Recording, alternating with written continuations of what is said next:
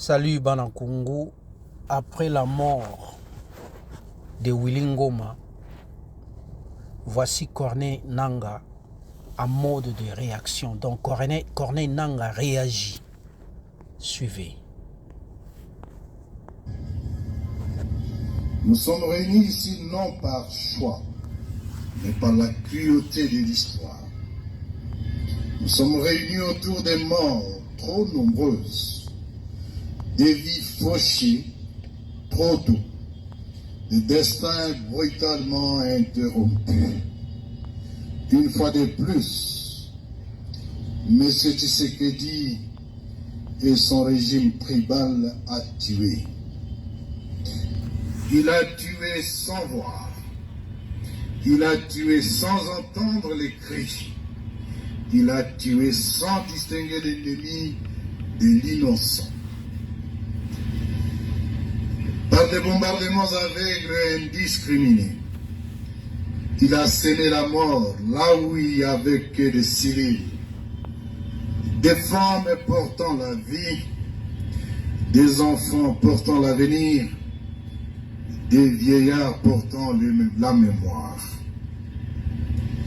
des êtres sans défense, dont le seul tort fut de se trouver dans un espace libéré, comme si vivre hors de leur domination était devenu une faute suprême, comme si aspirer à la liberté équivalait désormais à une condamnation à mort.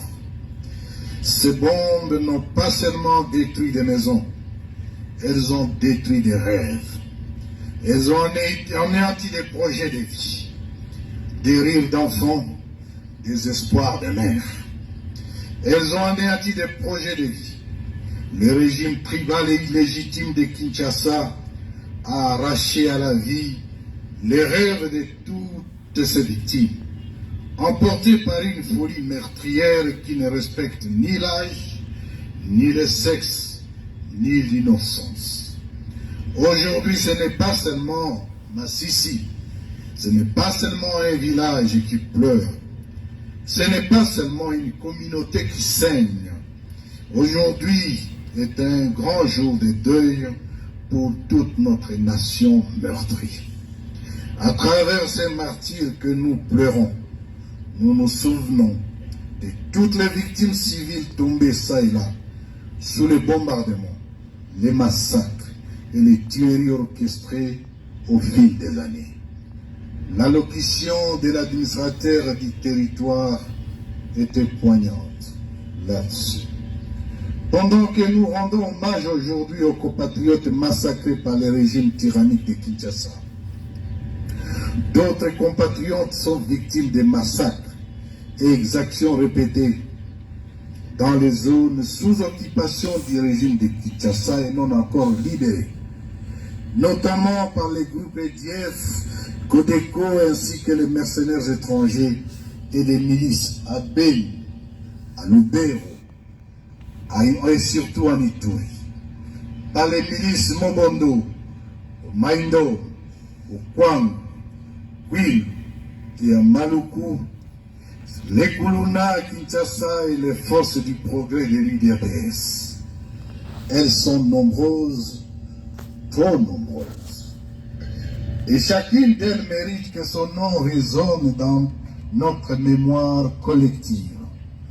Je tiens à rassurer solennellement, au nom de l'Alliance Fleuve Congo, mouvement du 23 mars, les populations des territoires libérés, l'AFCM 23 de qu'elles proviennent, la sécurité des civils, la préservation de leur dignité et le respect de leurs droits fondamentaux constituent les priorités absolues de notre révolution constitutionnelle. Le message clair de population exprimant leur refus de retour des forces responsables des chaos et de l'insécurité a été entendu. Les territoires libérés doivent demeurer des espaces de paix, d'unité, de sécurité et de vivre ensemble, sans exclusion, sans haine et sans persécution. Ne laissons personne réduire ces morts à des simples statistiques. Derrière chaque victime, il y a une histoire. Un enfant qui rêvait de devenir médecin, un autre avocat ou encore un homme d'affaires. Une mère qui se battait pour nourrir les siens. Un père qui espérait simplement voir des enfants grandir en paix. Ils n'étaient pas des combattants, ils n'étaient pas des menaces, ils étaient la vie même. Qu'on l'entende clair ici et ailleurs, la légitimité mensongère, politique, dont se prévaut le régime de Kinshasa, ne lui donne aucun droit de tuer la population. Aucune élection, aucune reconnaissance internationale, aucun slogan patriotique ne peut justifier la menace des civils, le massacre des civils.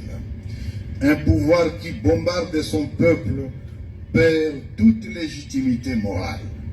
Un État qui tue ses enfants se condamne devant l'histoire.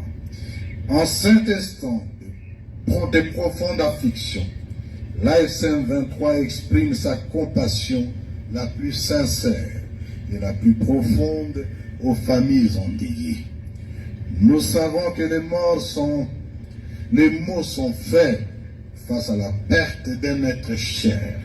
Nous savons que rien ne remplacera une mère, un enfant, un époux ou une sœur.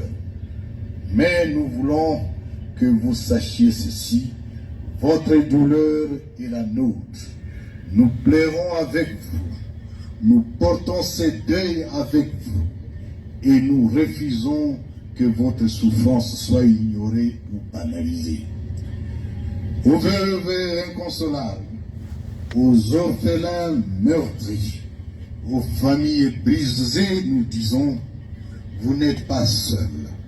Votre peine est inscrite dans notre conscience collective. Votre cri ne tombera pas dans l'oubli. Devant ces cercueils, devant ces âmes arrachées à la vie, nous réaffirmons solennellement notre engagement.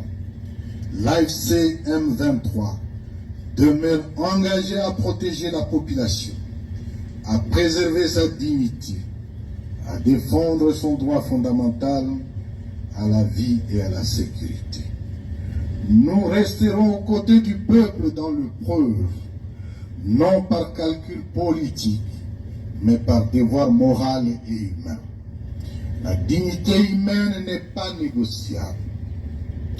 La vie civile n'est pas une variable